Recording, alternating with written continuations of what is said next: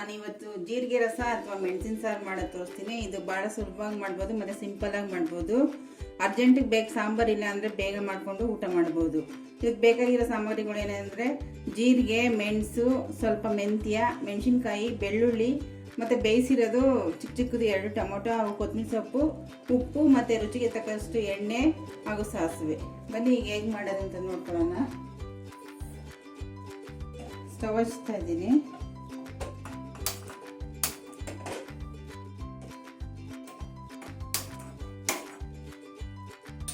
Stove ಹಚ್ಚಿ ಬಾಣಲಿ ಇಟ್ಕೊಂಡಿದ್ದೀನಿ, ಒಂದು ಸಣ್ಣ ಬಾಣಲಿ. ಇದಕ್ಕೆ ಜೀರಿಗೆ,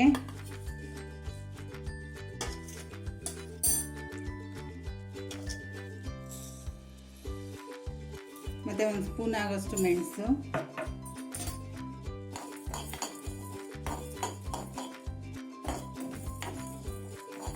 ಒಂದು 4 ಮೆಂತ್ಯ ಕಾಳು ಹಾಕೊತೀನಿ, ರುಚಿ ಬರುತ್ತೆ ಅಂತ ಅಷ್ಟೇ.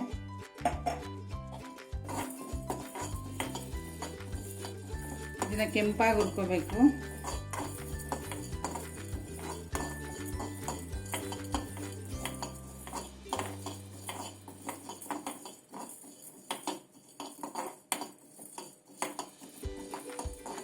ಇದು ಚಿಟಪಟ ಅನ್ನುವಾಗ ಮೆಣಸಿನ್ಕಾಯಿ ಹಾಕೋಬೇಕು.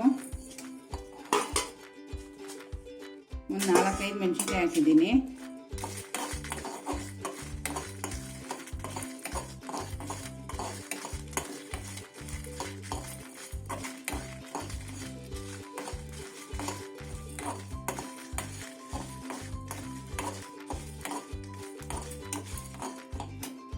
ಆಯಿತು, ಇದು ಆರಿದ ಮೇಲೆ ಮಿಕ್ಸಿಲಿ ಪುಡಿ ಮಾಡ್ಕೊಳ್ಳೋಣ. ಇಲ್ಲಾಂದರೆ ಕಲ್ಲಲ್ಲೂ ಪುಡಿ ಜಜ್ಕೊಬೋದು. ಕಲ್ಲಲ್ಲಿ ಜಜ್ಜಿದ್ರೆ ಇನ್ನೂ ಟೇಸ್ಟ್ ಚೆನ್ನಾಗಿರುತ್ತೆ. ನಾನು ಮಿಕ್ಸಿಲಿ ಪೌಡ್ರ್ ಮಾಡ್ತಾ ಇದ್ದೀನಿ.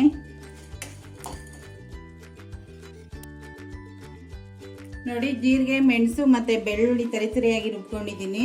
ಇದನ್ನು ಒಗ್ಗರಣೆ ಮಾಡ್ಕೊಳ್ಳೋಣ. ಸ್ವಲ್ಪ ಎಣ್ಣೆ, ಸಾಸಿವೆ ಹಾಕ್ಕೊಂಡು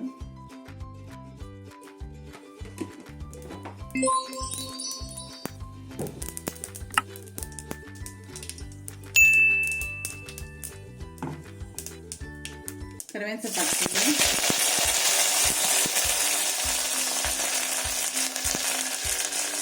ಹಾಗೆ ರುಬ್ಕೊಂಡಿರೋ ಮಿಶ್ರಣ ಹಾಕ್ತೀನಿ, ಪುಡಿ ಮಾಡಿರೋದು.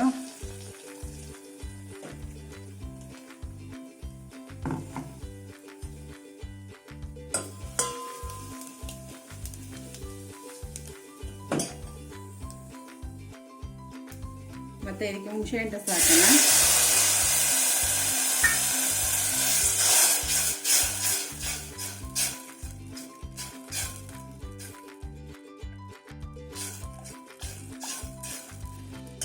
ಇದಕ್ಕೆ ಬೇಯಿಸ್ಕೊಂಡಿರೋದು 2 ಟೊಮೊಟೊ, ಸಣ್ಣ ಟೊಮೊಟೊ, ಅದು ಕ್ಯೂಚ್ ಹಾಕಬೇಕು. ಕ್ಯೂಚ್ ಹಾಕ್ತಾ ಇದ್ದೀನಿ. ಸಿಪ್ಪೆ ತೆಗೆದು ಕ್ಯೂಚ್ ಹಾಕಬೇಕು.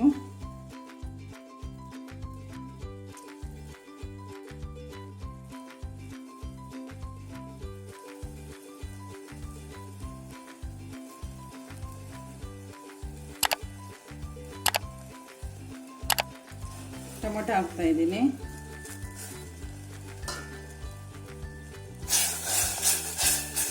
ಮತ್ತೆ ಇದಕ್ಕೆ ಇನ್ನೊಂದು ಸ್ವಲ್ಪ ನೀರು ಸೇರಿಸ್ಕೊಳ್ಳೋಣ. ನಮ್ಗೆ ಎಷ್ಟು ಬೇಕೋ ಅಷ್ಟು ರಸಕ್ಕೆ ನೀರು ಸೇರಿಸ್ಕೊಳ್ಳೋಣ.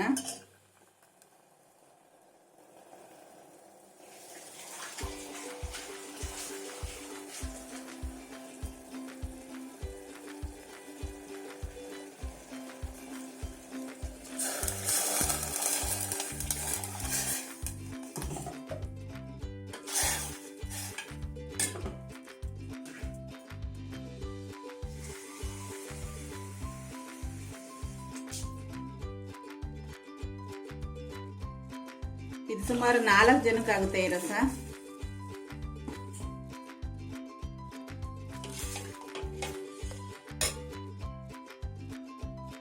ಕೊತ್ತಂಬರಿ ಸೊಪ್ಪು ಕಟ್ ಮಾಡಿ ಹಾಕ್ತಾ ಇದ್ದೀನಿ.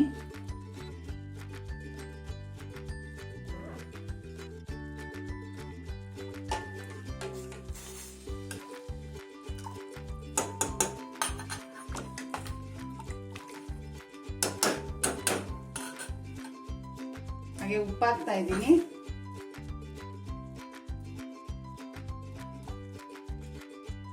ಸ್ವಲ್ಪ ಹಿಂಗ ಹಾಕ್ಬೇಕು ಇದಕ್ಕೆ, ನಾನು ಹೇಳೋದು ಮರ್ತ್ಬಿಟ್ಟೆ ಅವಾಗೆ, ಸಾರಿ.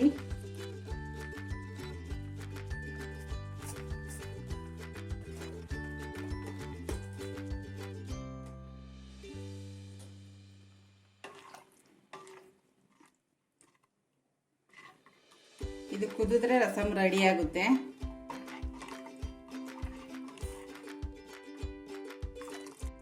ನೋಡಿ ಸ್ನೇಹಿತರೆ, ಬಿಸಿ ಬಿಸಿ ರಸಮ್ ರೆಡಿ ಆಯಿತು.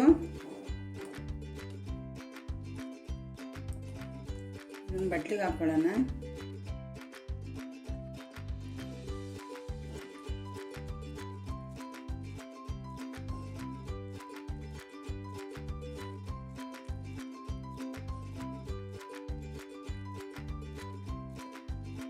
ಮತ್ತೆ ರಸಮ್ನ ಜಾಸ್ತಿ ಕುದಿಸ್ಬಾರ್ದು, ಒಂದೆರಡು ಕುದಿ ಬಂದ ತಕ್ಷಣ ಆಫ್ ಮಾಡ್ಬಿಡ್ಬೇಕು.